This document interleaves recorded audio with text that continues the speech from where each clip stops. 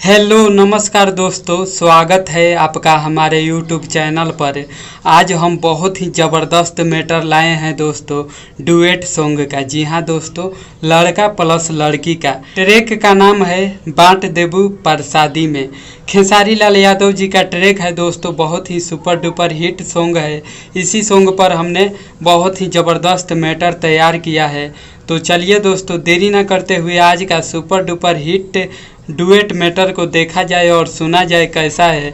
अच्छा लगे तो वीडियो को लाइक और शेयर ज़रूर कीजिएगा। चैनल को सब्सक्राइब नहीं किए हैं तो कर लीजिएगा, लिखा हुआ गाना फ्री में पाने के लिए। तो चलिए सुना जाए। लव मैरिज में बा सपीसन, माई बाबू के न बा परमिशन,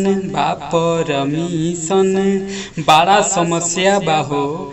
लव मैरिज में बा सपीसन, माई बाबू के न बा परमिशन, बा प्रॉब्लम न मिली आजादी हो। अरे कोइले बानी प्यार तैयार, कैसे तोहके भुला दी हो।